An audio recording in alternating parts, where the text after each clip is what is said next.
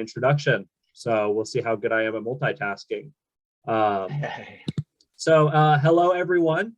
I'm Max Nospish, Manager of Visitor Experiences at the First Amendment Museum. Thank you all for attending Hong Kong Freedom Under Attack.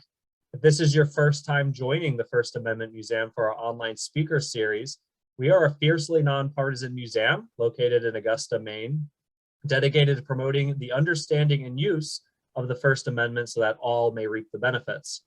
As a nonprofit, we rely on generous donations from viewers like you, so consider donating to us today. Thank you. I will be putting the donation link in the chat after the introduction, so keep your eye out for that if you are feeling generous today. This evening, we'll be doing things a little differently than we normally do for our speaker series. Tonight, I'm joined by not one or two guests, but by three panelists who have generously donated their time to have this conversation tonight. And this conversation is a very important one. A few months ago, we here at the First Amendment Museum received an email from an activist from Hong Kong who told us they wanted to, again, generously donate the last edition of a newspaper called Apple Daily to us. And to be honest, most of us had never heard of it, and I personally knew very little about Hong Kong myself. However, once we learned the story behind Apple Daily and what Hong Kong is going through, and how important the situation is to the wider world, we knew we had to do more. The Apple Daily copy that was sent to us is now on display at the First Amendment Museum, and we'll be discussing why Apple Daily is important tonight if you're not sure. The museum continues to work with activists from Hong Kong as the situation in the city is very critical. I'd like to personally thank a lot of the brave activists who wish to stay anonymous, but who made this event possible by reaching out to the museum and connecting us with Mr. Poon, Mr. Simon, and Mr. Davis, our guests tonight. And I also want to give a special thank you to Mr. Ed Chin of Toronto, Canada, for helping to promote this event on his prominent YouTube channel. Please look up Ed Chin on YouTube to see more of his content if you're interested. We plan on keeping an eye on the situation in Hong Kong here at the First Amendment Museum and developing more programming and interpretation around the city and China as a whole. It's an issue, growing issue in our global climate today. For some context, Hong Kong is a major city located on the eastern Pearl River Delta in South China. Hong Kong sits mostly on an island, but has extended out to the Kowloon Peninsula and neighboring islands. From the 1840s to 1997, Hong Kong was ruled by the British. In 1997, administrative rule was transferred from Britain to China. China, of course, is run by the Chinese Communist Party, which we will be probably referring to as the CCP throughout the course of this talk. So if you hear the CCP, that's us referring to the Chinese Communist Party. Hong Kong has enjoyed a unique history and a special status, especially compared to the rest of mainland China, which we'll be sort of breaking that down tonight as well. Since the imposition of the CCP's rule, numerous human rights abuses and violations have been occurring in the city, including the shuttering of the Apple Daily newspaper and the rest of its owner, Jimmy Lai. Again, we'll be talking about that. If you have any questions you'd like to ask the panel, please put them in the chat here on Zoom or in the comment section on Facebook. I see someone's already made good use of the chat. Thank you so much. Please continue to do so. And again, ask those questions in the chat. If you're on Facebook watching this, please type those comments on Facebook. Also, a recording of tonight's event will be available on the First Amendment Museum's website and our YouTube channel either tomorrow or next week. So please share it when it's uploaded to help spread the word. Lastly, this Saturday, April 30th, the First Amendment Museum will be open at noon for a special visit to see the copy of Apple Daily we have on display. So please contact me if you have any questions about that. And also check out the First Amendment Museum's website to find my email or our number and see how you can visit this Saturday. All are welcome to attend that. So without further ado, our panelists tonight are Chi-Sang Poon, Michael C. Davis, and Mark Simon. I'll let them introduce themselves. Again, we do it a little differently tonight. So Chi-Sang, if you want to go ahead and introduce yourself, we would appreciate that. Okay, thank you. My name is Chi-Sang Poon. I'm a native of Hong Kong. I grew up and got educated in Hong Kong, getting degrees from both Hong Kong University and Chinese University of Hong Kong before coming to the United States in 1977 and earned a doctoral degrees here. In the past 30 years or so, I've been working at MIT as a research scientist. and a principal investigator. So throughout my life, I've been basically a scientist in my job and in my training. But besides my so-called day job as a scientist, I've always been vocal and outspoken on civil rights and civil liberties issues, and have acted both as a whistleblower and defendant on these issues. And more lately, I've been turning my attention to the rapid crumbling of freedom of speech and freedom of the press in Hong Kong, the very severe situation under the color of the national security law. So in recent months, I have published a series of articles on these issues, and this is what I hope I'll be able to share with you on this platform tonight. Thank you. Awesome. Thank you. Thank you, Chi-Sang. Looking forward to hearing from you. Mark, if you want to go ahead and introduce yourself. Sure. My name is Mark Simon. I'm a Virginian by birth. I came over to Hong Kong first time working for the U.S. Navy in the late 80s, then came back after I was in graduate school for a while at Georgetown, and started my career in shipping and in logistics. And then one day in I'd say about 1999, I met a guy named Jimmy Lai and just happened to meet him. And then by 2001, I was working for Jimmy. And I've spent the last 22 years working for Mr. Lai. I worked inside Apple Daily. I was the general manager. Then I became the group director of the overall group on the business side. I had a little bit of time running the crime section for a while. You have a kind of a wide experience when you work at Next Digital. I set up a couple of fashion magazines. I brought out the internet division, and over time, just a lot of different positions. And of course, when you work at Apple Daily, you get involved in the politics, and I did get involved in that. In 2020, as things started to heat up, Mr. Lai and I were talking, and Mr. Lai said to me, "Mark, you need to get out because they're going to arrest you." I do have warrants for me in Hong Kong. I'm not one of the ones who thinks that's such a big deal, because a lot of people do. And he was right. And Jimmy Lai decided to stay. And he said, "We need you to go out and still do a few things." And we've been basically removed from the Apple Daily Taiwan operation for a while, but right up there till the end. And so I was there in Hong Kong. We were there in Hong Kong working with them. So just a very interesting time in Hong Kong. It's a great city. Awesome. Thank you. And last but not least, Mr. Michael Davis.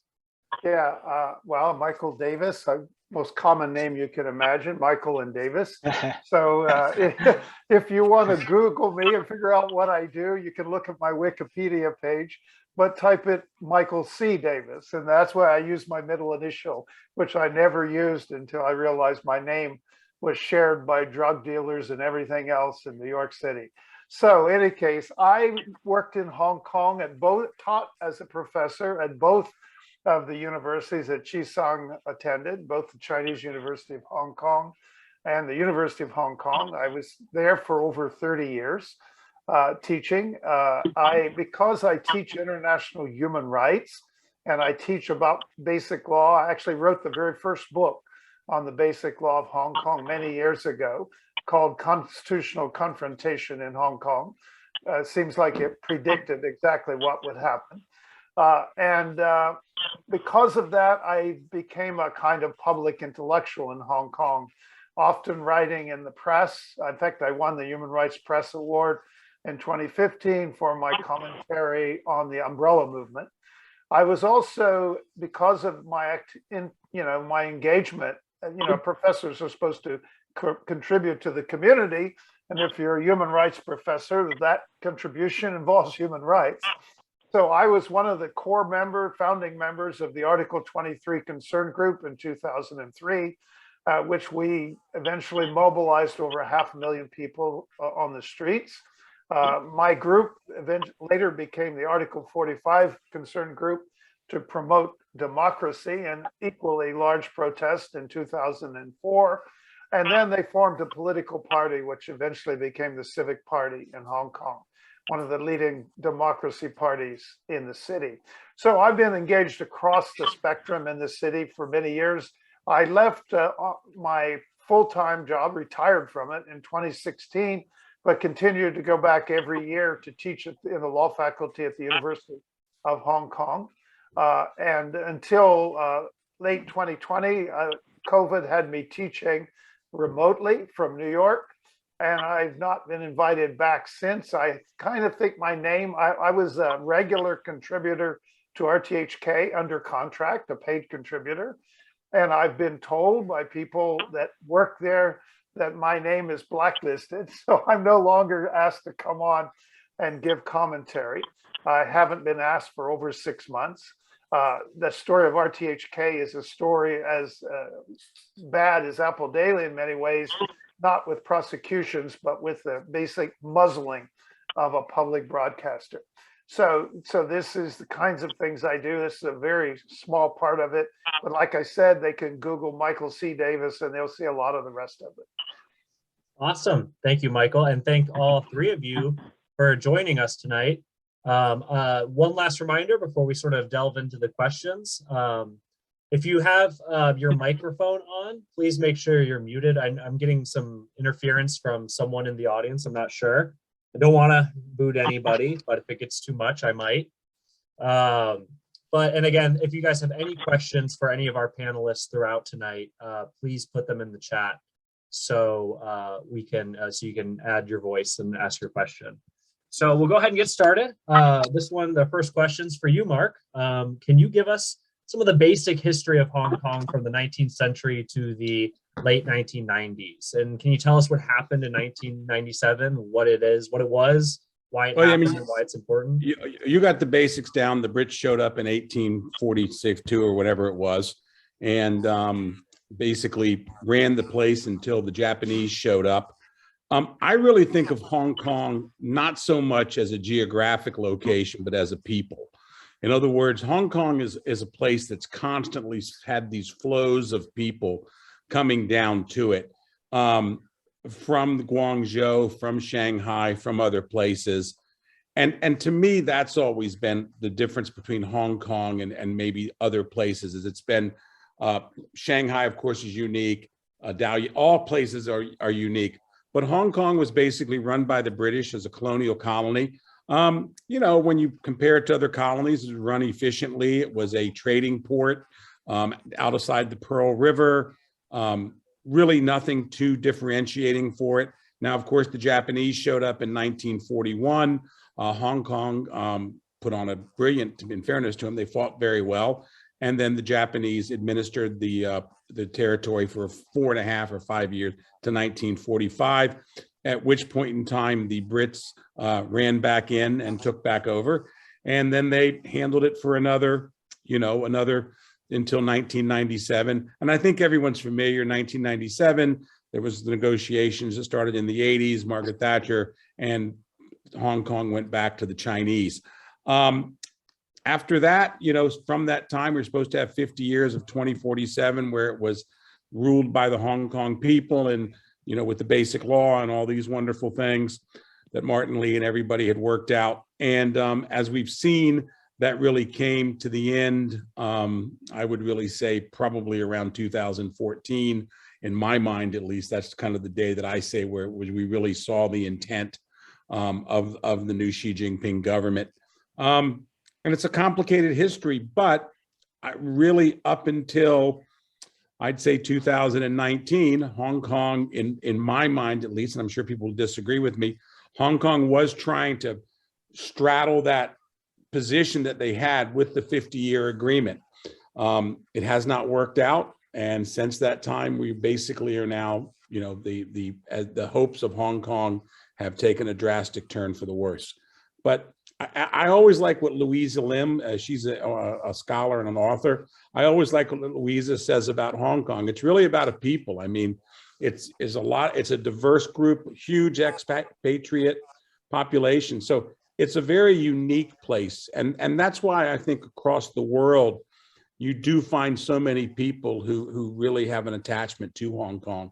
Because when you come there, it does take everyone there. I lived there for close to 25 years.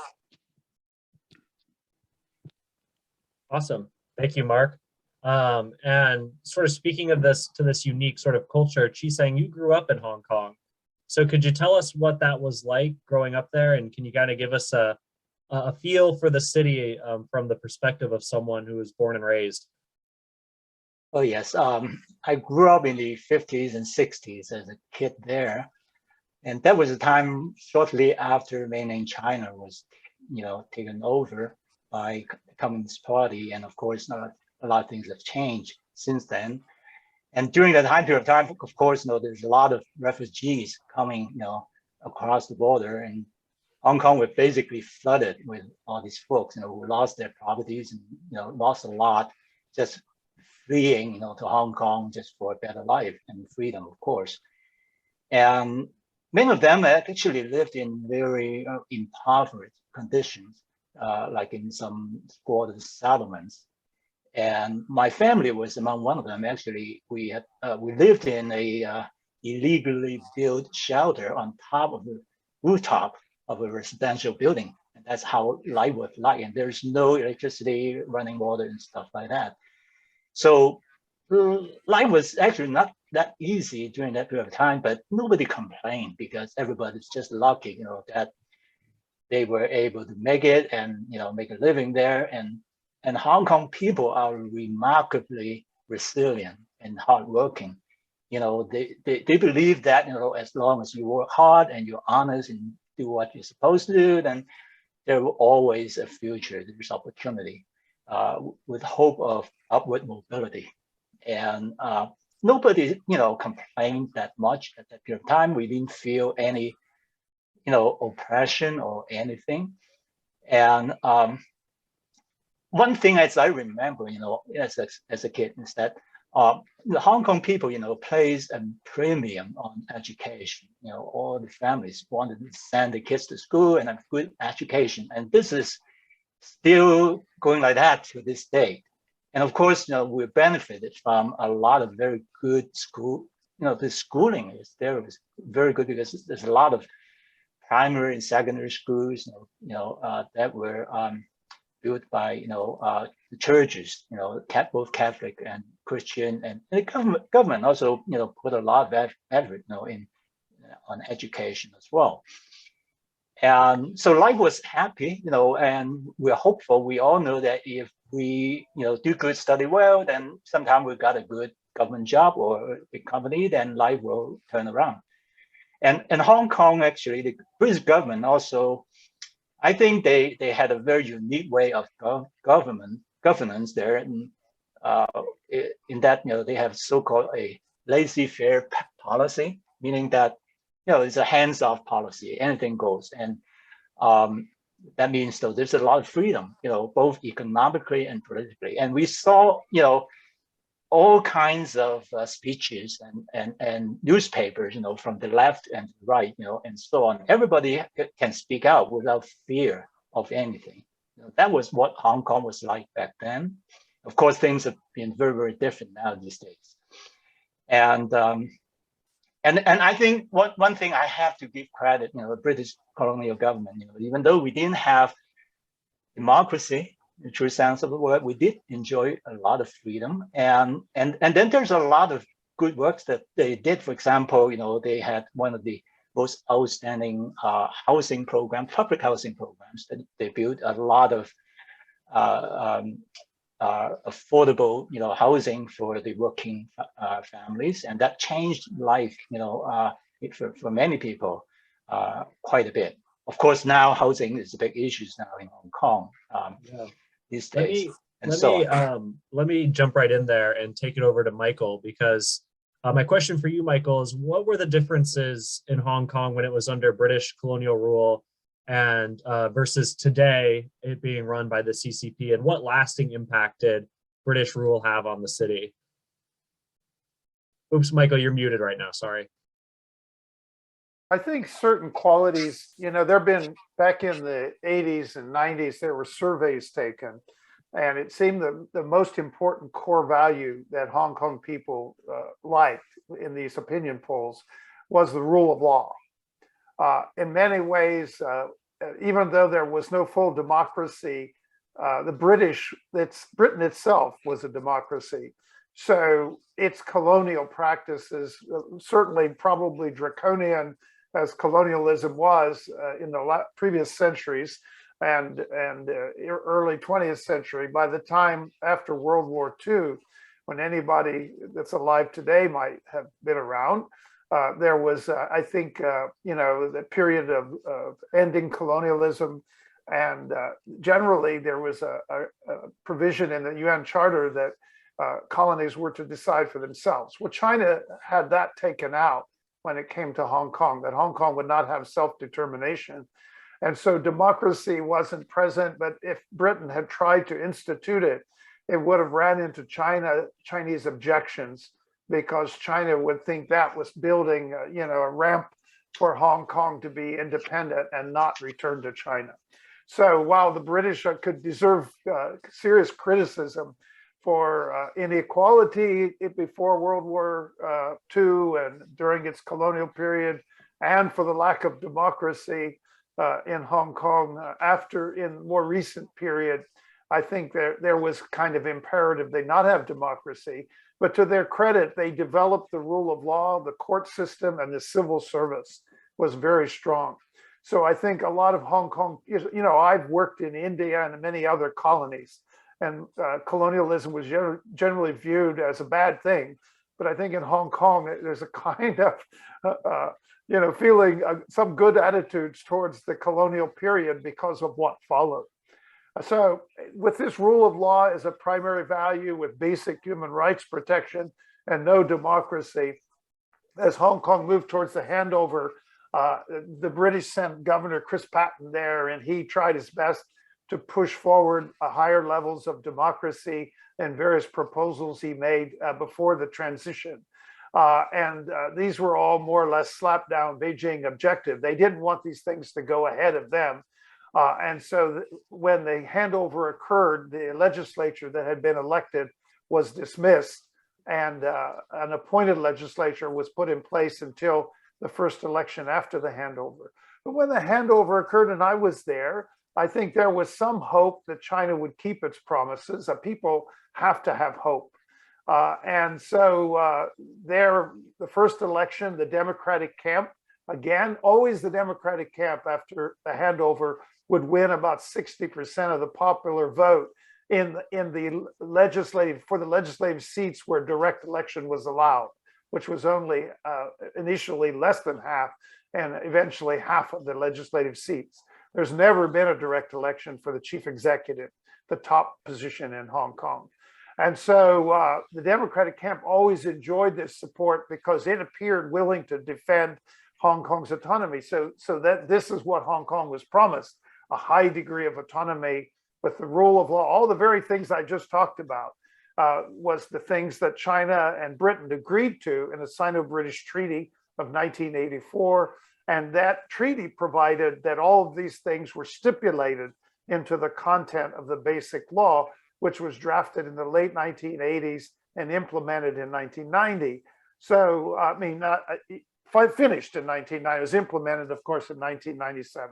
So this is the transition between the two. And I want to take it from that Hong Kong basic law.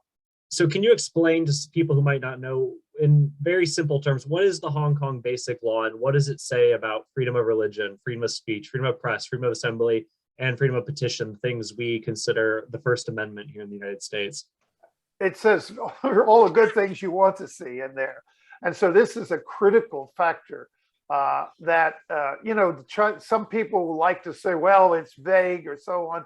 But if you actually read the basic law, which I've been teaching for many years, it promises these things in no uncertain terms. It promises the common law system would be maintained. All those rights you're talking about are not worth much unless they can be enforced. And so that's again why Hong Kong people so value the common law. And it's interesting, Martin Lee is a very dear friend of mine. And years ago, he gave a speech and he said, he was speaking in public and he said that without democracy, the rule of law will fail in Hong Kong. And he was criticized by a law professor who said, well, Martin Lee doesn't appreciate the common law judges, what they could do to guard rights and so on. So Martin calls me up and tells me to write an op-ed in opposition to that, which I did. And he proved to be right, of course, that this, I think, is at the heart of why Hong Kong people protest on the street in the thousands, in the hundreds of thousands for democracy. Every protest in Hong Kong over the years eventually gets to the topic of democracy, because their perception was that a Beijing appointed government would not defend the autonomy. And without that autonomy, the mainland system would overwhelm Hong Kong and the rule of law and basic rights would be lost. They're all promised: free speech, free press, the right to strike and organize unions, freedom in academic freedom. All of those things are promised. And not only are they promised in the basic law and the Sino-British Treaty incorporate the International Covenant on Civil and Political Rights. Hong Kong has a Bill of Rights, which is essentially a photocopy of the ICCPR. And so Hong Kong courts, at least until recently, would be looking to the comments of the Human Rights Committee that enforces the ICCPR for interpretation of basic freedoms. We're going to see a lot of that has been lost in recent cases where human rights have not been cited at all in reaching final judgments under the national security law. Yeah, so just to sum it up so far, again, coming from my perspective as someone, I've never been to Hong Kong, don't know that much about it. Britain takes over Hong Kong in 1840s, turns it into sort of this major city. And then in 1997, it's handed back over to China with this Hong Kong law that had been implemented in the early 90s. And the Hong Kong basic law served as the, or common law served as the sort of constitution for the city, which had a special sort of autonomous status within China, sort of special, where the Hong Kongers enjoyed a sort of special, again, status. And then after 1997, it's somewhat under the rule of the CCP. And that leads us to sort of the early 2000s. And in 2003, there was an attempt to implement something called the Hong Kong Basic Law Article 23. So, Michael, could you tell me what that is and what happened to it? Why does it matter? Yeah, well, what happened is the basic law in Article 23 says the Hong Kong government on its own will enact laws regarding treason, secession, official secrets, and so on, the usual national security stuff. And so the government of Hong Kong, pressed by China to move forward on that, in a way, Hong Kong already had continuing colonial laws that addressed most of these topics. But anyhow, they wanted to press to have their version of it. And so they came up with this proposal where they sort of relaxed requirements for proper judicial approval of searches and seizures and so on, search warrants and stuff. They relaxed a number of other human rights, basic human rights. So this became a cause of concern. As I mentioned in my introduction, I was one of the Article 23 concern group members. We literally sat down in a room. I remember it had no windows, and we sat around and decided what we were going to do about that. And what we decided to do was write a series of pamphlets criticizing a bill that the government had put forward, and doing it in reference to international human rights standards mostly regarding free speech. And in particular, we took a lot of reference to something called the Johannesburg Principles, which talks about the kinds of standards Americans would be familiar with and was embraced by international bodies and so on long ago. So we invoked these things in these pamphlets. There were 9 of these pamphlets. I wrote one, each of us wrote one, and we took them to the street. They were in different colors, so they were called the rainbow pamphlets. And the public went to the street. It was interesting. To our surprise, we thought at most we could make the bill so unpopular that the government not dare to use it. Little did we know the Hong Kong people would step up on this. A group called Hong Kong, I'm trying to remember, a human rights group, an umbrella group was formed, and they would get permits and stuff for protests. and eventually 500,000 people took to the street. The government was still going to push it forward, but then one of their supporting parties also withdrew its support. So that bill was abandoned. So this national security law attempt 2003 was abandoned. And it was only when we get to 2020 where Beijing says, screw this idea that, the Hong Kong was enacted on its own, and they imposed their own national security law. So Article 23 was for Hong Kong. I should say as a footnote, now Beijing is also pushing that this Article 23 legislation be enacted to further constrain and address issues that their own national security law may have neglected. So they are going to tighten the screws, and I don't think we're going to see massive protests this time, because if you oppose it, you'll probably wind up in jail. So this has been a very contentious issue, and none of the governments since 2003 would even touch it, because they knew they would have mass protests on the streets. But now, of course, mass protests are not as likely. Mm-hmm. So back in 2003, you're telling me that people used their freedom of speech and freedom of assembly to essentially pressure the government into bending to the will of the people. Yeah, and I would add a footnote here, because the Hong Kong government is kind of appointed by Beijing and by pro-Beijing people, so-called patriots are in the government. I think Hong Kong people have never had confidence that this government would defend their rights. And so public assembly and protest has been the only way that Hong Kong people, other than the media and the courts to some extent, to defend the basic rights of Hong Kong people. So the people, a society under colonialism that was practically apolitical became very political. But in a way, Beijing owes itself to blame for turning Hong Kong into this kind of mass protest society, because they kept interfering in Hong Kong affairs, and the people took it upon themselves to guard their basic rights. Awesome. So Mark, you were at this time, you were working in Hong Kong in the 2000s and throughout the early 2010s, 2014. What was that like? Were you privy to all of the stuff going on, or what was the atmosphere like while this is happening? Well, in 2003, for example, the difference between 2003 and later, in 2003, of course, we were active, Martin Lee, the concerned groups and all those guys. That's when the newspapers, for example, we would actually get together with Apple Daily, Ming Pao, even the Standard, South China Morning Post. And we were basically, there was opposition across the board to the Article 23. And so just a series of massive, you could put advertisements in almost every single paper, with the exception of some of the more pro-Beijing papers wouldn't take it. But basically across society, you saw tycoons putting money up, you saw other people were opposed to this.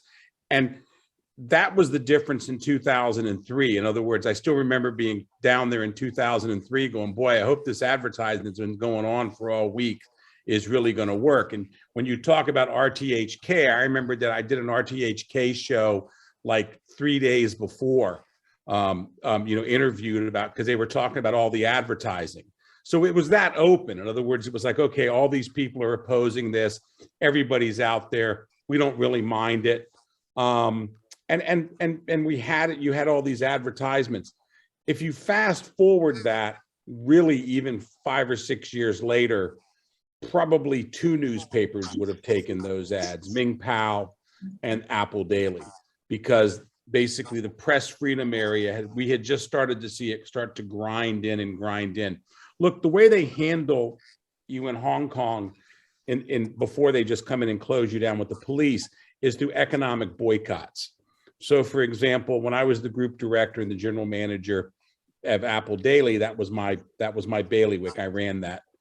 And if they didn't like what you were doing, like for example, in 2004, after the big demonstrations, we lost all the mainland advertising. We used to get mainland advertising. We would get Bank of China, we would get property developers in Shenzhen. The memo went out, it's all cut off.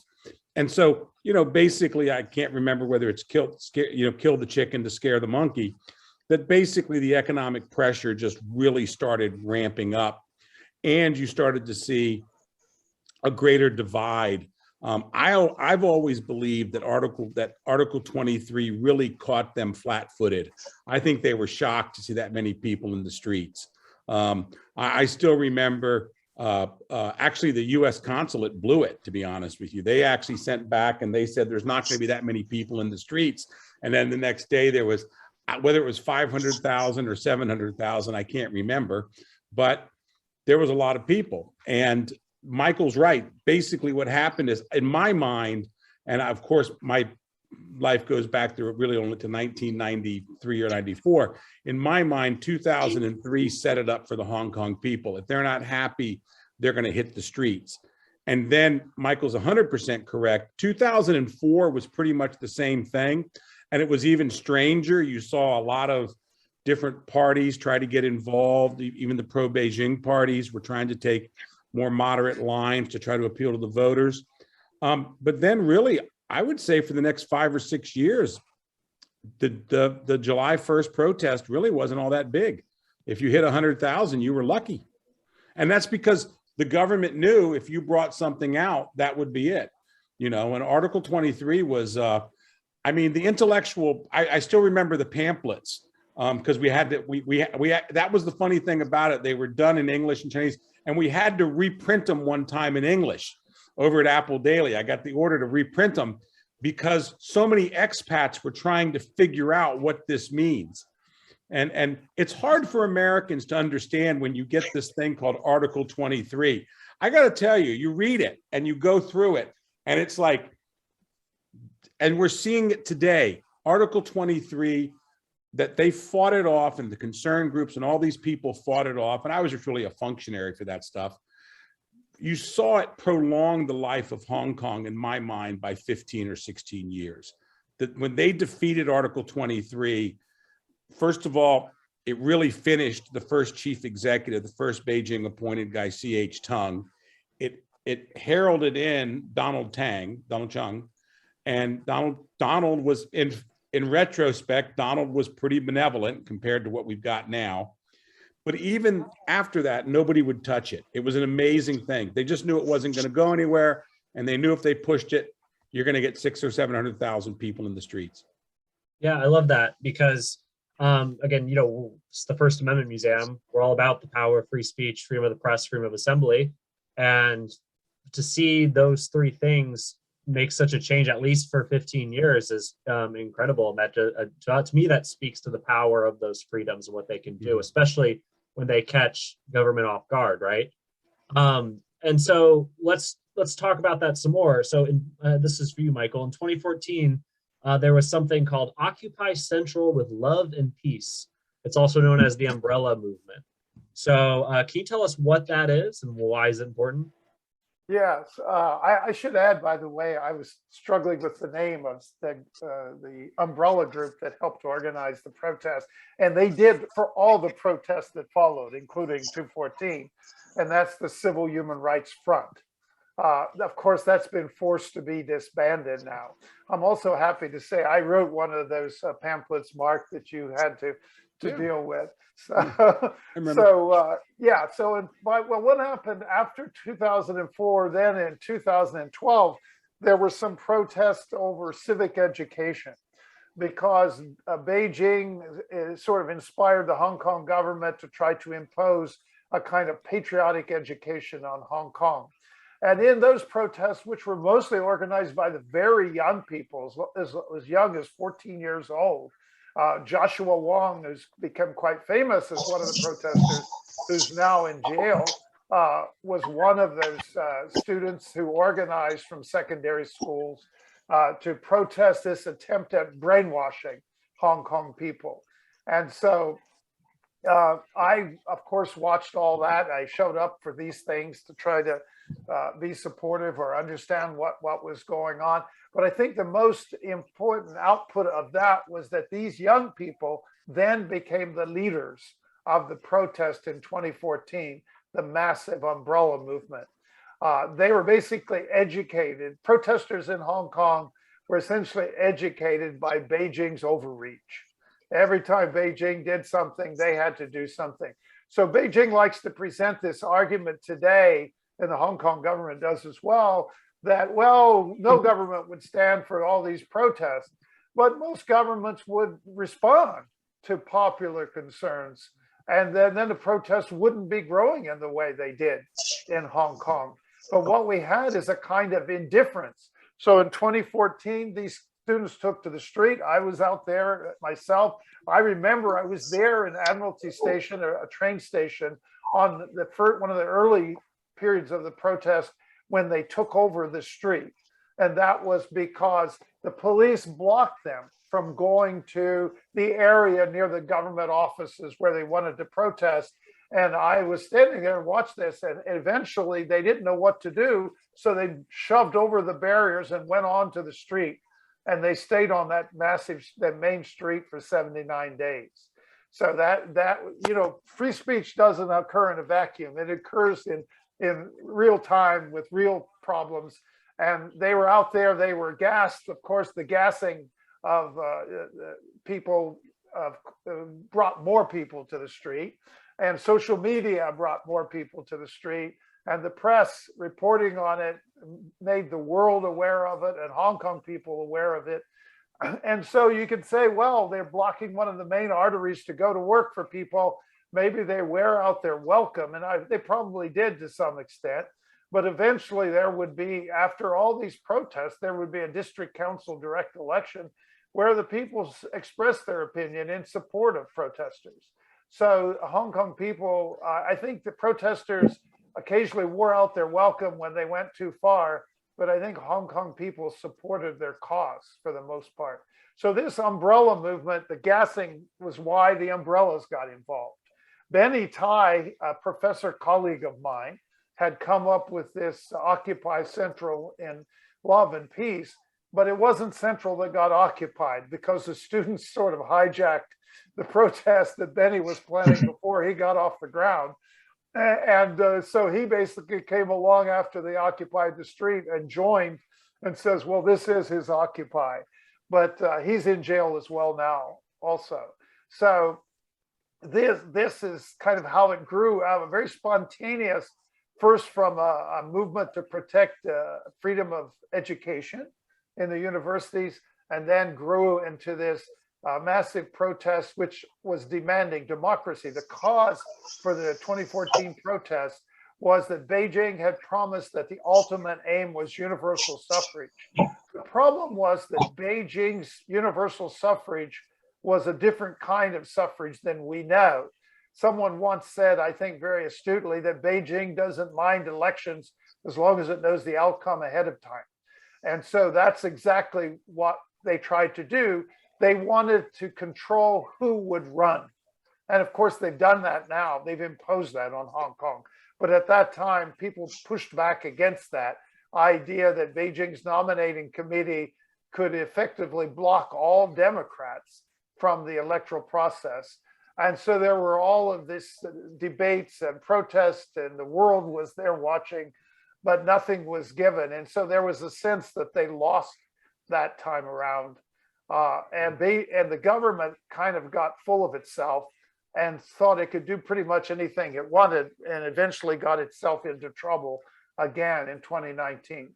Yeah, I'm sensing sort of a pattern of Beijing tries to implement some more control over Hong Kong.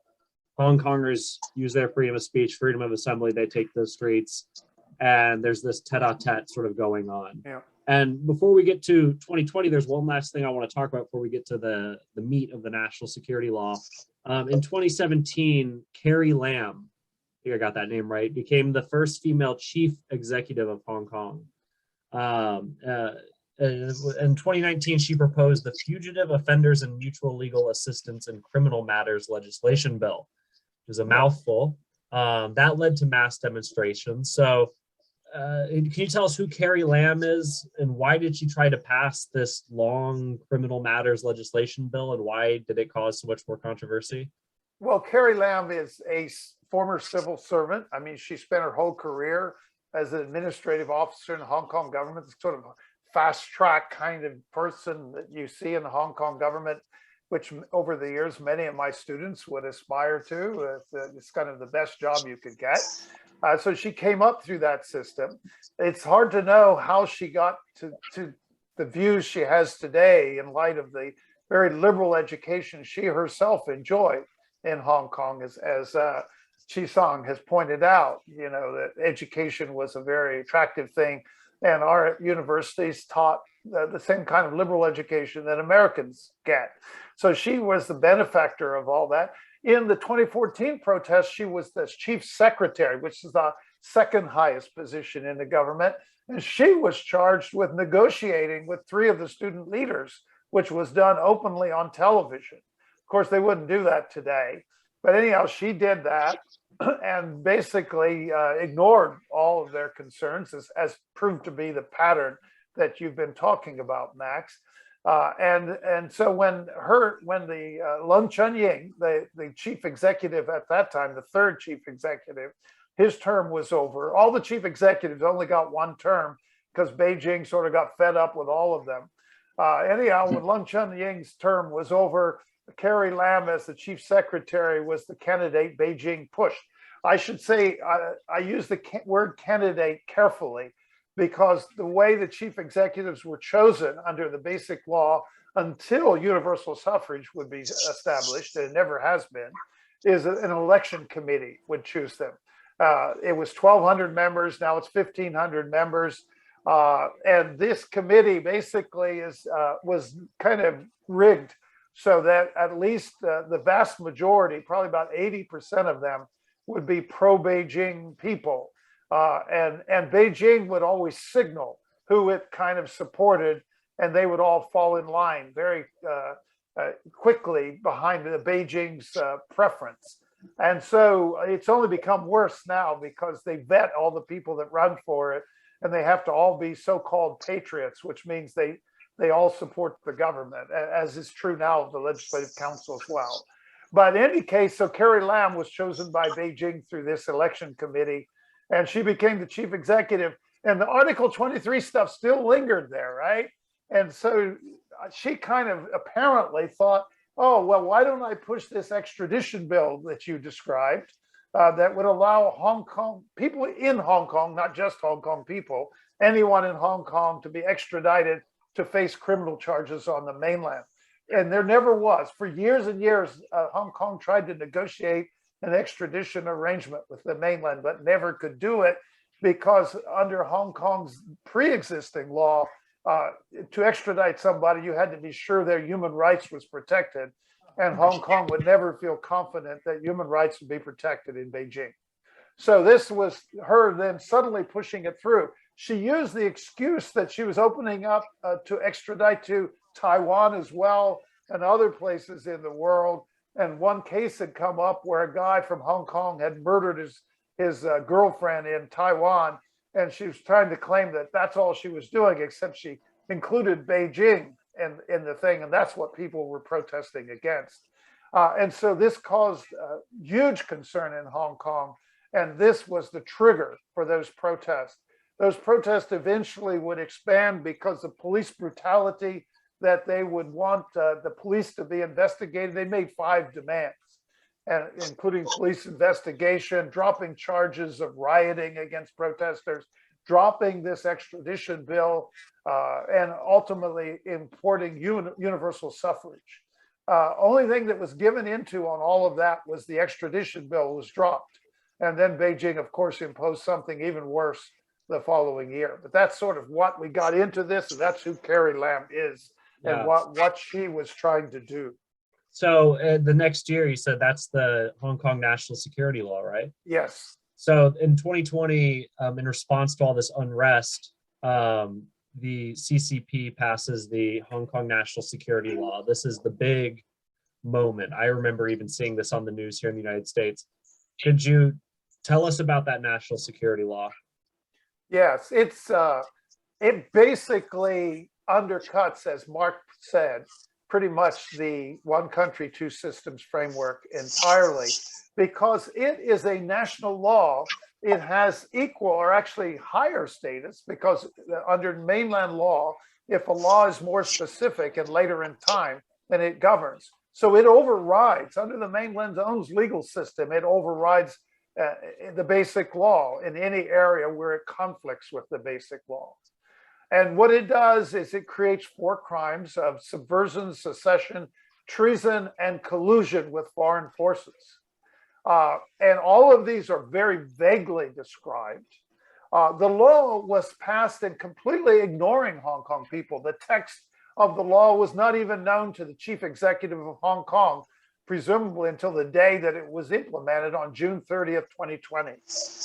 They say they consulted with Hong Kong people, but they didn't consult over the text.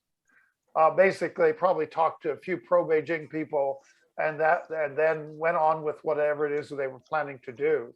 And the law has many things that cause, a crisis in Hong Kong.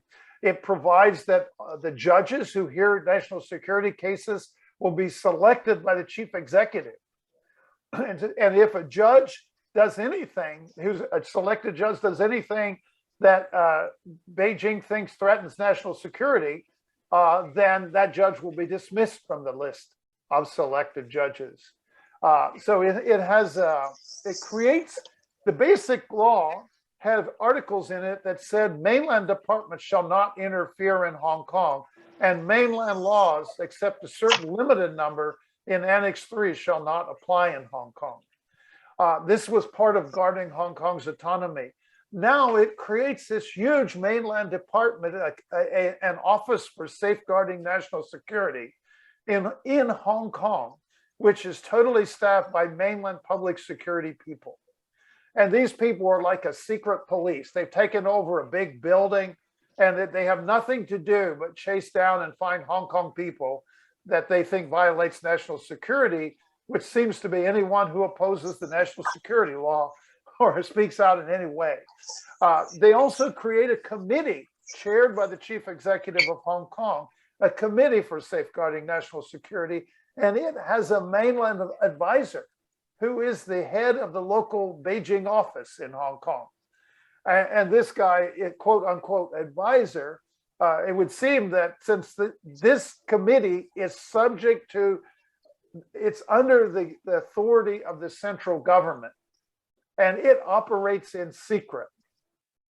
Now, neither this committee nor the Office for Safeguarding National Security are subject to the court's judicial review in Hong Kong, the heart of the rule of law for Hong Kong. So all of these things have caused great concern. This national security law applies worldwide. I hate to tell you this, Max, but you could be violating it right now. And so anybody, anywhere in the world who does something that they consider subversion, secession, advocating secession, terrorism, or collusion, this is where your risks are at, because you're a foreign force. And so this has a worldwide reach. Some people like Mark may have warrants against them already. A lot of us don't know if we have warrants against us because they've publicized a list of 6 people, but some other people, there's such a long list of people that we think may have these warrants that there's a human rights defender organization that has contacted many of these people, including members of my family, and said that they're afraid that they want to write a letter to Interpol because they think the Hong Kong government may be moving to put people on a red list with Interpol. And Interpol is not supposed to enforce laws involving political crimes. So they want to make sure that the Interpol knows that this may occur, okay? So these are the reaches of this law, and it's been applied. In the very first case, a Tong In Kit case, this guy drove his motorcycle through some police cordons with a sign, "Liberate Hong Kong, Revolution of Our Times." They separated out that quote on a flag that he was carrying, and they said that this was a violation of the national security law. And they did not at all, even though the national security law itself says that the ICCPR will continue to apply and so on, the basic law, they did not even mention human rights. And we all know, as you probably know well, at the First Amendment Museum, that the principles like the Johannesburg principles say that it's not enough that you speak and shout and make noise, that there has to be some risk of violence before your speech should be silenced on national security grounds, or that you should be punished or in jail for it. So this is what the national security law does. And it's created fear across the city. They put pressure on the courts. They've publicized in the newspapers, pro-Beijing newspapers. I once got a whole front page of the Dagong Bao myself for my meetings in Hong Kong.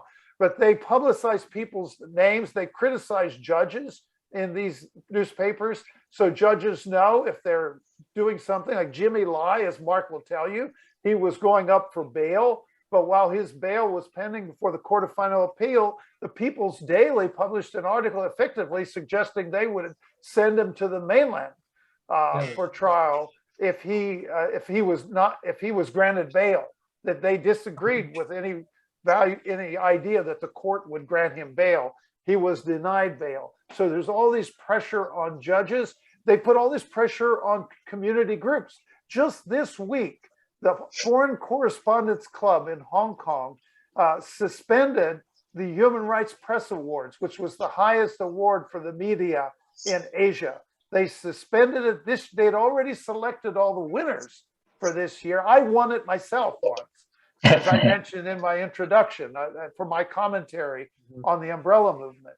They suspended those awards. And one of the reasons we think they did so is because 6 of the awards were going to go to Stand News, which was another newspaper other than Apple Daily, an online newspaper that has been suspended.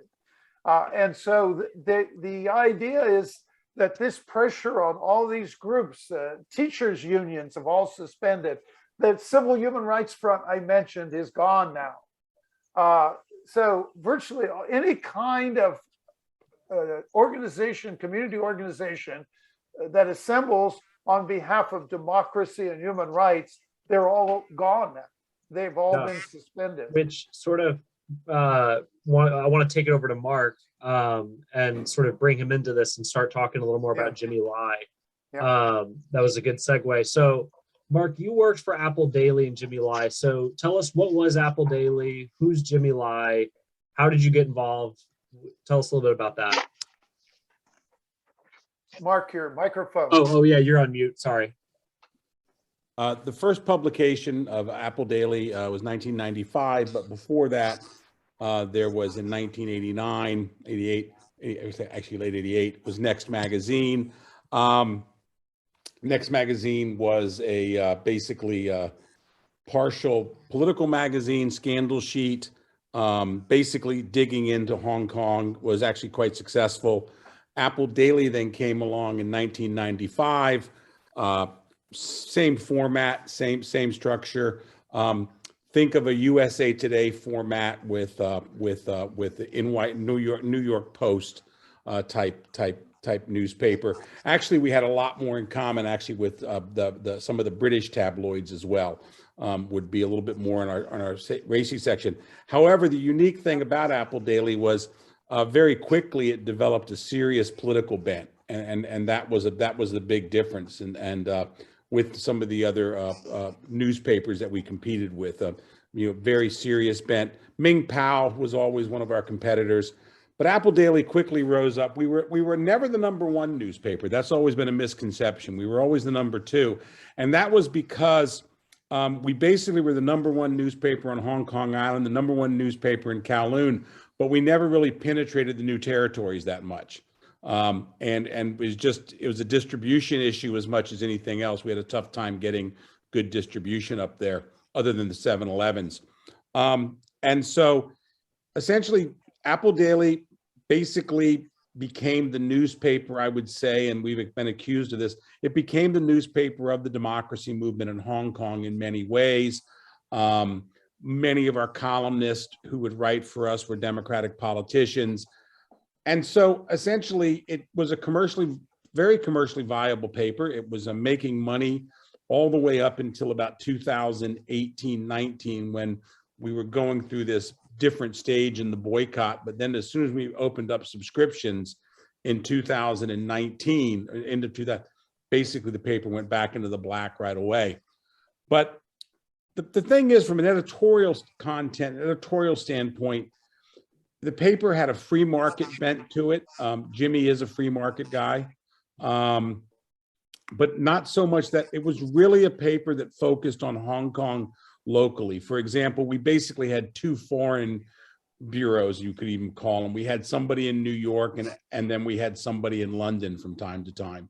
But mostly it was a paper that focused on domestic Hong Kong issues. It was actively involved in all the demonstrations, all the movements, and it became and was seen as, quite frankly, the opposition paper by the government. So large newspaper. By the end of our subscription, by the end of the real print run, for most of the time, I'd say by 2014 we were down to about 250,000, but we were up to multi-million views. In other words, 40, 50 million page views a day for the digital side, and that kept growing and growing. But it's hard to describe Apple Daily other than say, for the Americans, think of a New York Post with basically a little bit more serious political section, and that's how you describe the paper. But Jimmy is basically, he's the heart and soul of the paper and of Next Digital. It was basically most major initiatives Jimmy would come up with, and then people like myself would carry them out. The place for journalists was actually an incredibly free place to work. It was also, we also prided ourselves in paying our people pretty well in the market. But it was a place where freedom of the press was, I think, by our senior staff, was very well understood. That's always a thing that always struck me about our people. They really did understand what their role was in the Hong Kong society. And that said, they basically understood the pressures we were under. I would have to say, probably starting in about 2015, I remember sitting in a lunch one time, it was almost like we felt the clock ticking down on us. In other words, we just knew everything was coming down. All the banks had left us for advertising. All the property developers had left us. We had, for the first time, seen some of the big multinationals who were the last people advertising with. They were starting to pull out. I remember Mercedes-Benz pulled out because the pressure from the mainland was so much. And, so press freedom in Hong Kong, really, we started, and to me at least, I still remember 2015, we really started to see in our minds where it really started to get pushed down. Chi-Sang probably has some views on that as well, so I'll defer to him if on that, because as an activist and people like that, what papers did they look to? What things did they along those lines? Yeah, we'll get Chi-Sang here in a moment.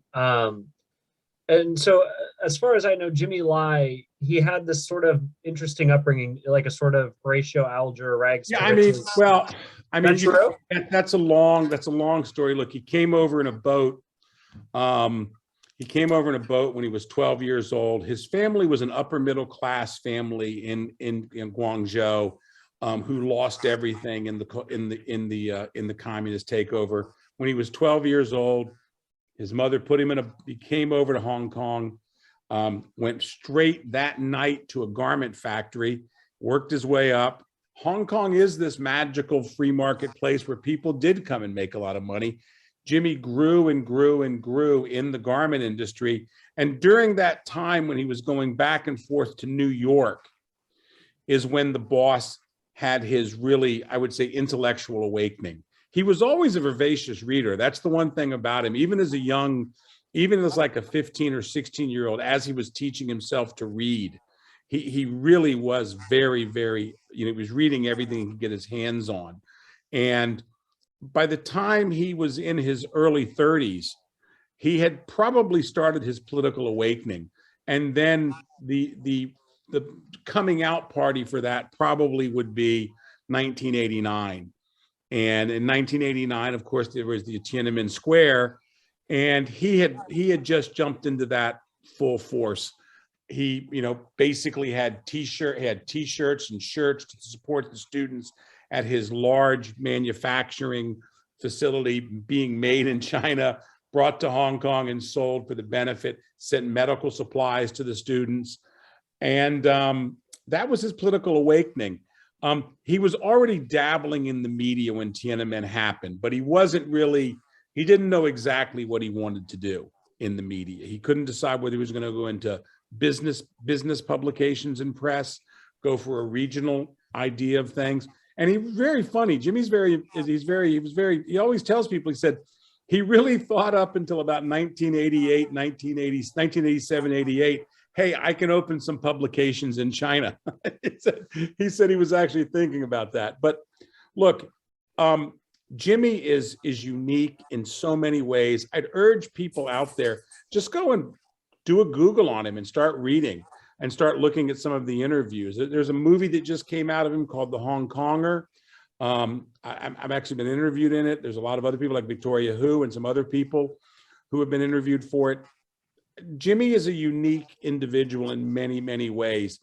And he's a believer in freedom. And that's basically how you can describe the guy. I mean, look, I'm so close to him. Jimmy, I'm his deputy. I mean, I've worked for Jimmy, for 21 years. I've only reported to one person in 21 years, and that's Jimmy Lai. I don't have a boss. Jimmy is my boss. And, I've been the group director for him. So it's hard for me. It's very hard for me to just quickly describe Jimmy. Sure. He's not complicated. He's very simple, but that simplicity in him is very, very hard to push across. I don't feel myself capable of it very often. This is a guy who believes in freedom. He believes in freedom for others. He's sitting in jail. He could have left. He was encouraged to leave. The communists talk to us all the time at Apple Daily. They're very transparent, in how they communicate with people they don't like or they don't deal with. Jimmy was very much encouraged to leave in 2019. And by 2020, it was too late. He had made his bed. So could you tell us a little bit about what happened in 2020 to Apple Daily? Well, Apple Daily, essentially, Apple Daily was considered a problem in 2019.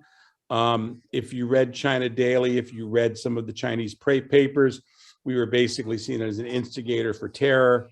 And that's when the raid started. We had one raid we had the raid in 2020, the first raid. They came in the office and, 400 cops, they arrested everybody, arrested Jimmy, and then walked them around. And from that time out, Apple Daily was basically under threat the entire time. The irony is, the more pressure they put on us, the more subscribers we got. In other words, when we closed down, we had 661,000 subscribers, all paying, quite frankly, about $6 on average a month. We had basically 3 times the subscribers of the Washington Post in a smaller market. So we were financially fine. Near the end, what happened, I guess all the other things are a lot of skirmishes and battles. Near the end in June, in May, they basically came to us and they stripped Jimmy of his voting rights in the company. I'm sorry, in April of 2021, they stripped him of his voting rights. They basically, the national security law they used, Michael can explain it better, but they basically used the national security law to not seize his shares, but strip him of the voting rights. Jimmy owns 71% of the company.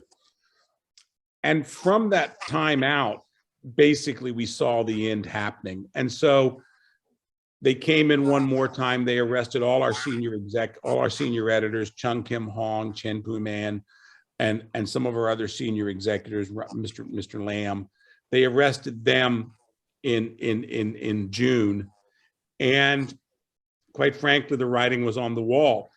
And the wonderful thing is, I mean, we were having phone calls daily. Our board of directors was incredible. We were very lucky who we had on our board, who we put on our board of directors, because they were in the US and in Taiwan.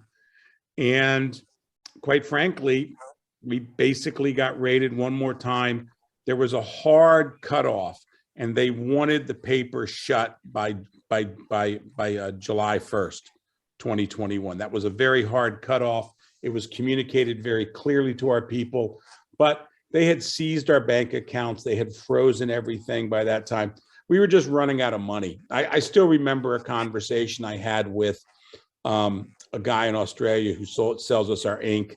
And he was like, Mark, you know, will I get paid? And I said, probably not. And he said, okay, Mark, I'm sorry, I can't send any ink over anymore. You know, so we actually closed up with newsprint ready to go, but no ink. So the decision was made by a lot of young staffers very bravely to print the last 2 days. And on the last day, they printed 1,050,000 copies. And they sold out, which you have one of, they sold out in about 7 hours, I was told. And, you know, an emotional farewell, an emotional goodbye.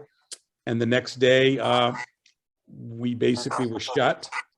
And within 2 weeks, a liquidator was appointed, and they closed a viable, ongoing business with 502 million Hong Kong dollars in the bank.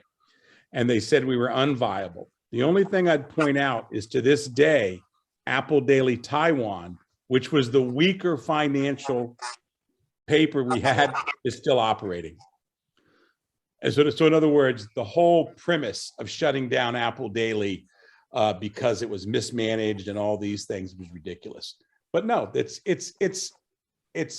actually, I think it's a story for press freedom that we're going to see for a long time. Jimmy won the Glenn Eiffel Award from the Committee to Protect Journalism, and Apple Daily themselves just won the Overseas Press Club Award that was actually awarded to them last week. We had a few staffers show up. And again, you know, when you talk about the activist, and Chi-Sang can tell you probably better than what Chi-Sang can, is we had a tough time getting, we have probably 50 or 60 Apple Daily people in the US right now. We had a tough time getting people to show up because people didn't want to have their faces and didn't want to be seen at the event.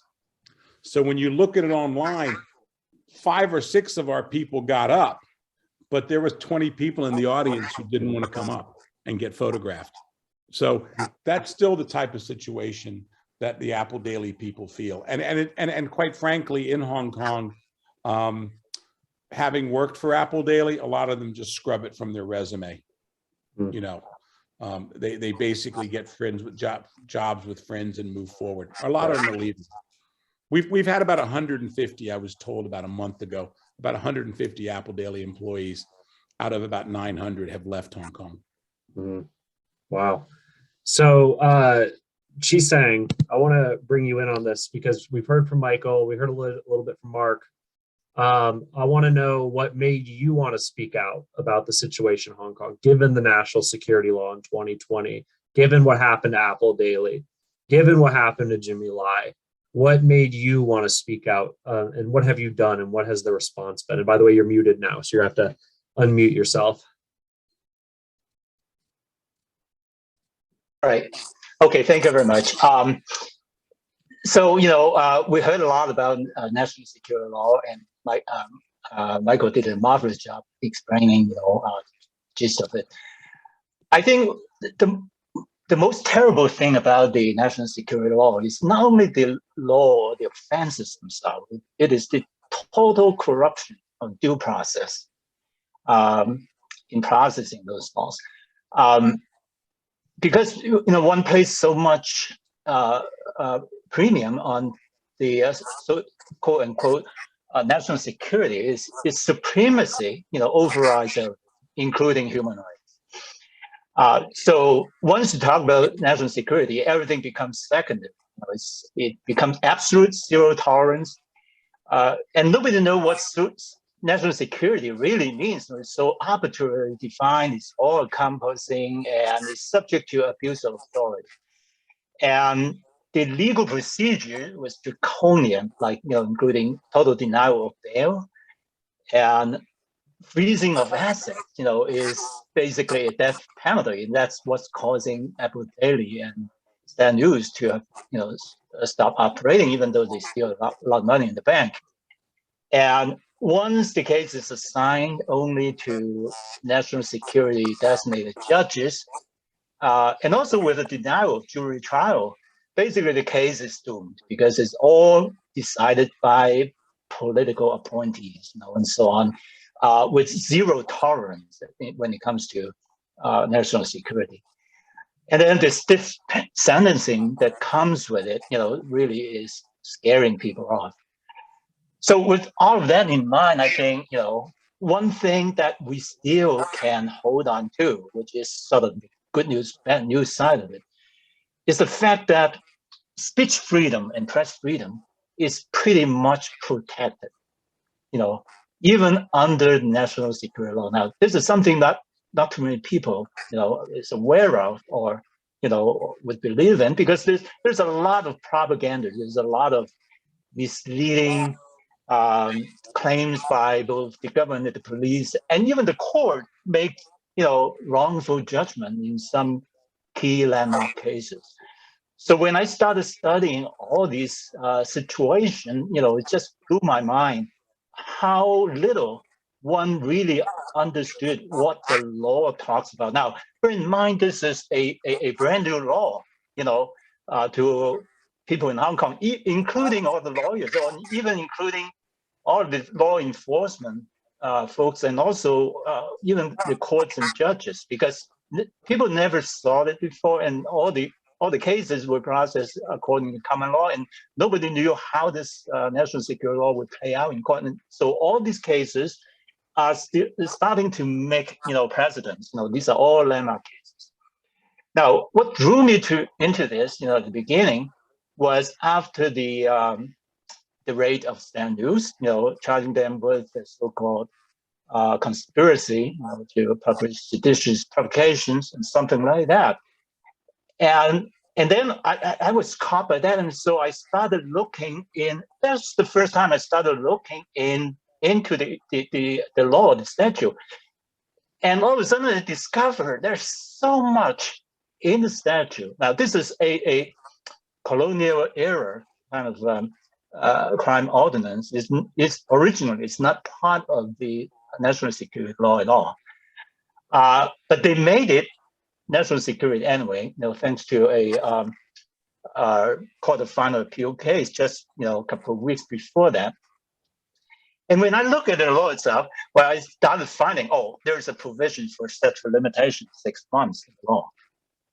That was end of December when they shut, Stand News down. And I recall Stand News, board of directors already resigned more than 6 months ago. The statute of limitation 6 months. So I checked the dates and everything. And lo and behold, the statute of limitation already over by a few days. And even the day before, they, tried to add the same charges to Apple Daily, Jimmy Lai, and all the other board directors, the same charges, after they already placed them on collusion with foreign government and stuff like that. It was a late afterthought. Now, why did they do that? That's all because of the landmark court of final appeal case that was decided 2 weeks earlier that made sedition offense a national security offense. Then all of a sudden, the government thought, they have the ammunition they needed to charge people with sedition, and then started applying all these national security proceedings, this draconian proceedings. And this is only way you can force Stand News to shut down. But of course, they have to do it in a hurry because they have to go get the court's order and stuff like it takes time. And then 2 weeks after, they made a hurry and then did all the thing. But game already over there. So that's the time I began seeing, how ludicrous all this operation was. The law enforcement and even the Department of Justice, they were not following the law themselves. They should know, because this is such a low-level judicial mistake. In law enforcement, everybody would be able to pick that up first time. So I was intrigued, and so I started saying to myself, okay, I got to look into this more and more. So the more I look into the law itself, the more I discover there's so much in the sedition law that the law enforcement didn't tell you. Because, for example, there is they only tell you, okay, you're in violation of the law because you have a seditious intention. But what they didn't tell you is that there's a separate clause, which is a safe harbor clause, to tell you if your intention is just to point out, government errors with a view to correcting or remedifying those errors, then you are not. This is not an offense. But the police never mentioned that, and sadly, many of the defense lawyers never used this clause in the defense. So that was a shame, because that would provide a huge protection, to the defendants. But given the lack of due process, in a court because of the situation, even if you invoke that safe harbor clause, it's probably not going to be any good, because the judge would basically be telling you, oh, okay, because sedition is such a subjective thing, it's entirely up to one single national security designated judge, and they can make a call. There's no way you can, defend yourself. You're not allowed to have a jury trial. So this is where things fall apart, okay? But the fact that they make it national security is because of the Court of Final Appeal ruling. And I started looking into that ruling in the court, and lo and behold, I found that the court made a huge mistake. I'm talking about the Supreme Court, the Court of Final Appeal, because they started arguing by citing only part of the sedition law with the sedition intention. They ignore totally the safe harbor part that's supposed to protect the defenders. They just ignore it as if it doesn't exist. So what that really means is that makes the court's ruling in the end totally pointless, because in order to apply that as a precedent, you have to make sure the defendant, you have to rule out, the fact that the defendant was not saying those things because they were trying to point out errors in the government and trying to correct it. Because this is a law written in sedition statute. It is not just a defense argument. It is a sort of a civil liberties, a civil right. Because the law will tell you, usually, if you do something like this, you're in violation. But if the law tells you you're doing something, you're not violating the law, it becomes your civil right. Just, pretty much like in the First Amendment, allowed to carry a gun, for example. This is something you can do.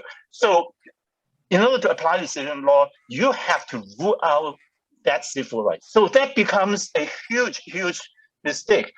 And so many people now are put under sedition law, without consideration of this defense, this safe harbor defense, which is a shame.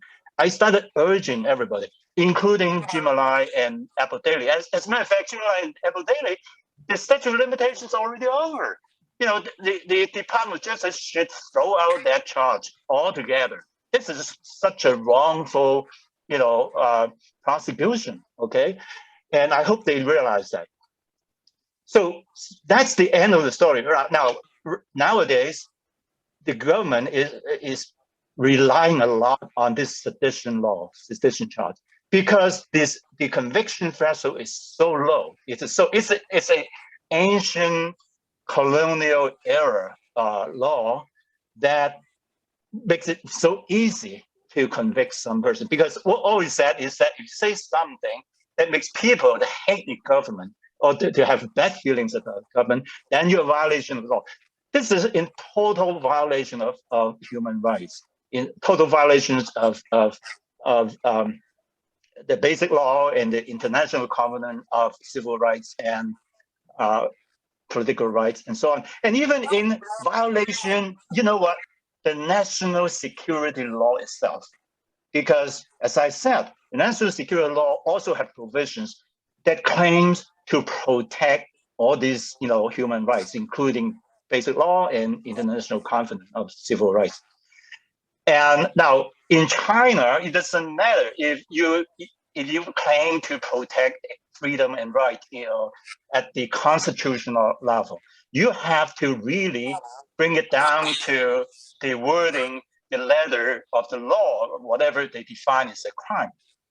And the good news is, indeed, national security law, there are two offenses. One is National Security Law 21, and the other is 23, that says if you incite someone to commit the crime of secession or subversion, do your crime. Now, notice the law doesn't say if you proclaim or advocate some wordings, related to secession or subversion is a crime. Advocating something is freedom of speech.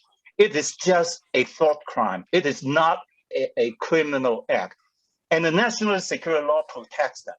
And that's exactly what happened, in the slogan, Liberate Hong Kong, Revolution of the Times. This slogan only tells you about our wish to liberate Hong Kong.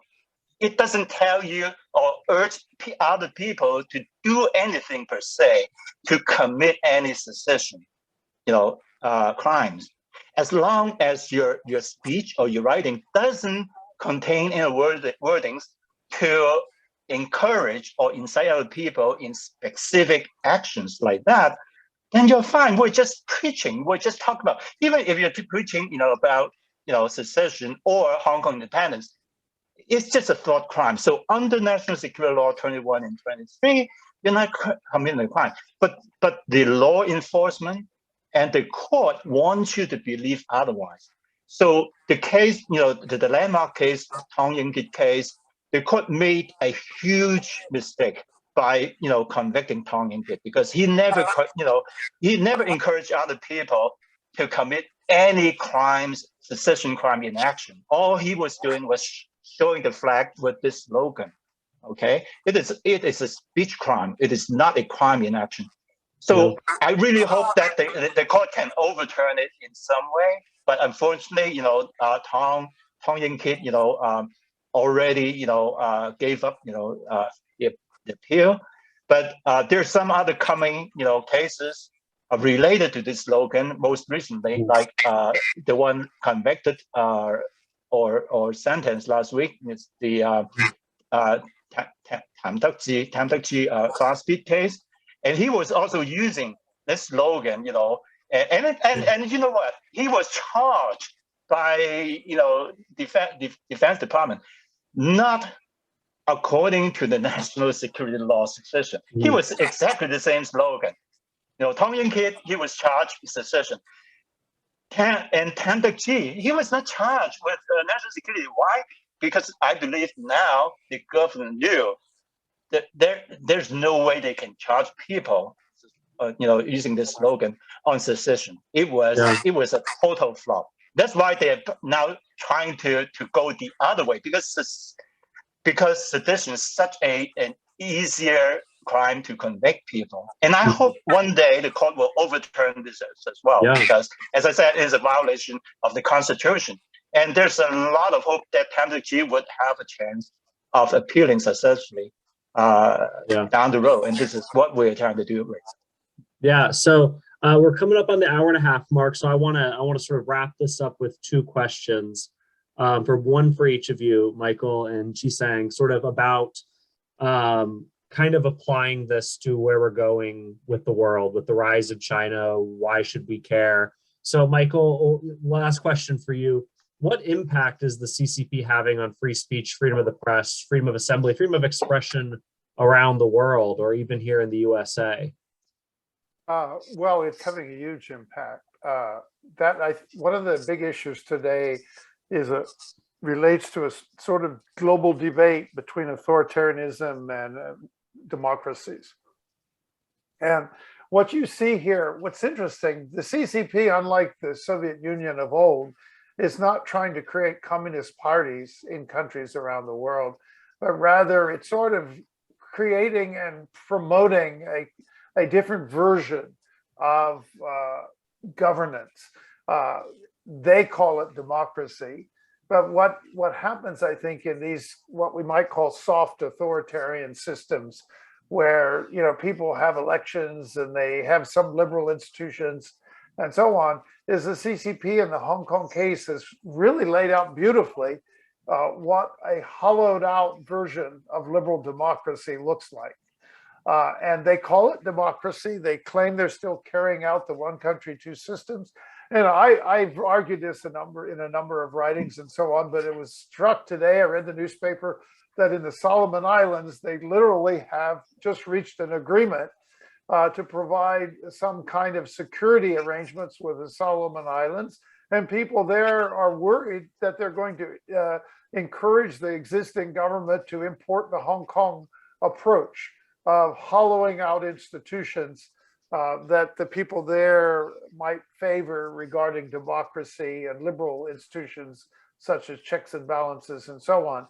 So it's not just speculative. In effect, people are dealing with so countries that have where Beijing has a lot of influence might find the Hong Kong model as a kind of roadmap to a kind of hollowed out version of liberal constitutionalism and the kinds of institutions that we've been talking about.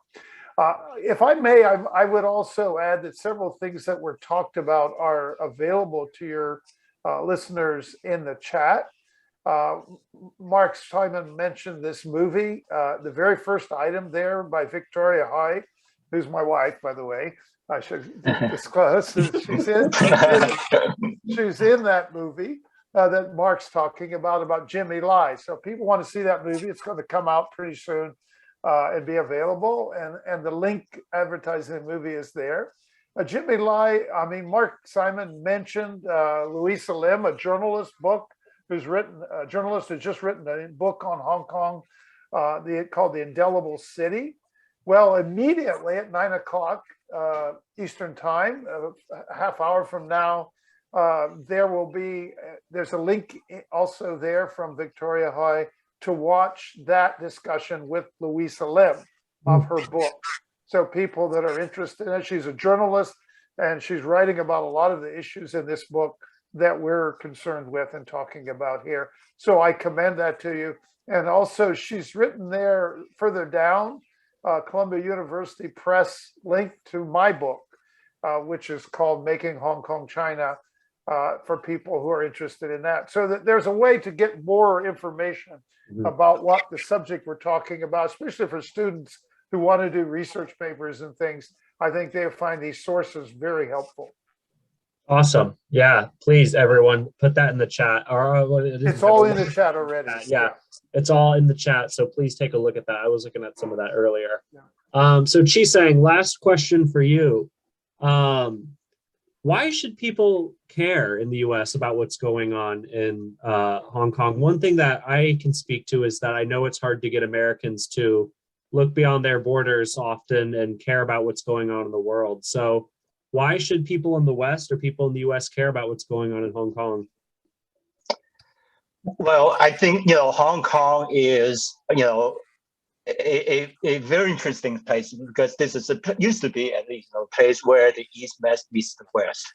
It inherits, a lot of, Western British civilization and culture and so on. And, you're seeing a system which really embraces all the values, Western values of freedoms and rights and the culture and so on, beginning to be crumbling so very quickly, in the blink of an eye. Once when you start eroding, all the foundations, like, the judicial system, and all these, architectures, that makes this city great. As I said, Hong Kong never had any democracy, even in the British era, but we enjoy tremendous freedom and a court system which is, which really rivals anywhere else in the world. It's a very, very high quality, high caliber, court system that gives people the confidence and in the protection. But once you begin seeing when this system begins to be corrupted and crumble, then everything falls apart. And then, this opens up, opportunities for government abuse. And so you can see all of these civic organizations, in the past several months, beginning to wither and disappear. And everybody's beginning to leave it. Because once you lose faith in a society, once you begin not having even the ability to speak out, because there's such a rampant chilling effect across the board. I've been talking to friends, and people just be afraid to utter or even to listen or to receive messages about anything like that, anything of sensitivity will make people so afraid. It is a modern, incarnation of the so-called, terrible system, the 1984, book, the story, where, you're swapping one set of values with another, and you begin to see how rapidly, things could fall apart, and you lose all these things that you used to value so very quickly. Liberty is something that you never thought of or value or care about until you're under threat of losing it, and we're losing it very, very rapidly. All right, so we are a living testament to the rest of the world, just how fragile our democratic and our open, society could be once you begin letting authoritarian states to take control of people's life, and it could disappear in a matter of months or years very quickly. So this is a lesson to everybody in the United States and everywhere else in the world. Yeah, I think that's a powerful message to end this on, and something that we should be wary of and take note of. Well, Michael and Chi-Sang, I want to thank you both so much for taking the time. This has been super educational, super informative, super great. And again, thank you from the bottom of our hearts here at the First Amendment Museum for taking the time to do this, taking the time out of your busy schedules to talk to us today. We really appreciate it. Thank you. Thank you. So next, I want to thank you for giving so much time and attention to Hong Kong, and standing with all the people there. Yeah, no problem. Michael, should I not schedule a trip to a vacation to Hong Kong since I might be on a watch list or something? That was now a bad time to go to China.